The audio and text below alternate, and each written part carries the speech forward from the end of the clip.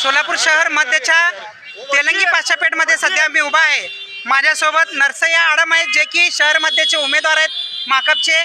ते सध्या या जिजामाता जे दवाखाना आहे त्या मतदान केंद्राजवळ आलेले आहेत.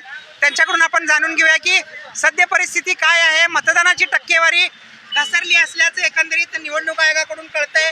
आत्ताच 5 वाजेपर्यंत जवळपास 40-45% मतदान झालेली, टक्केवारी कमी आहे. काय वाटतं तुम्हाला? मध्ये टक्केवारी वाढायला पाहिजे होतं. हां. आता या तासामध्ये टक्केवारी वाढेल.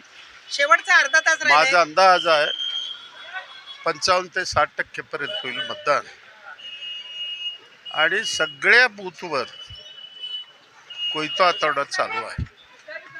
तुमच्या बद्दल एक अफवा पसरवण्यात आली होती की तुम्ही देवेंद्र कोटेंना पाठिंबा दिलेला आहे, त्यामुळे तुमच्या मतदानावरती काही फरक जाणवेल का? काय वाटतं तुम्हाला?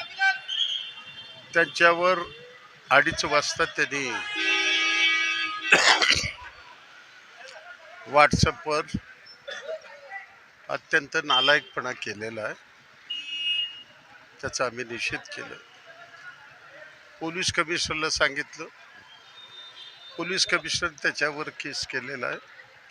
स्वतः पोलीस कमिशनरने खुलासा केलेला आहे. ही गोष्ट नाही, अफवा आहे. आडम मास्तर अजून मजबूत आहे असं पोलीस कमिशनरने जाहीर झाल्यावर काय बोलणार? हे याच्या पाठीमागचं कारण असं आहे.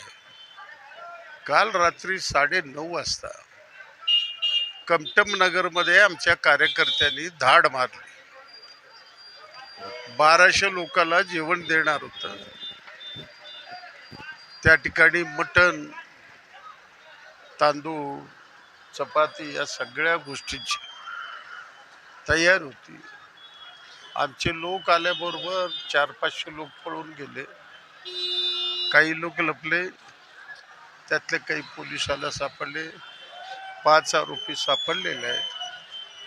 त्याने कितीही अपप्रचार करू द्या, जनतेच्या मनामध्ये कोयता तोडा आहे. त्यामुळं 23 तारखेचा रिझल्ट हे कॉम्रेड आडम मास्तरला विधानसभेला पोचवणारा राहणार आहे कोणत्याही परिस्थितीत. तर हे होते कॉम्रेड नरसय्या आडम. यांचं सांगणं असं आहे की जे त्यांच्याबद्दल अफवा पसरवण्यात आली होती ते खोडसाळपणा आहे. त्या बाबतीत स्वतः पोलीस आयुक्त एम राजकुमार हे दखल घेऊन गुन्हा दाखल केलेला आहे संबंधितावरती आणि त्याची चौकशी सुरू आहे. आणि आपण पाहतोय की आडम मास्तरांनी सांगितलं की त्यांच्या कामाच्या कर्तृत्वावरती, त्यांच्या नेतृत्वावरती मतदार राजा त्यांना 23 तारखेला विधानसभेला नक्कीच आमदार म्हणून पाठवेल.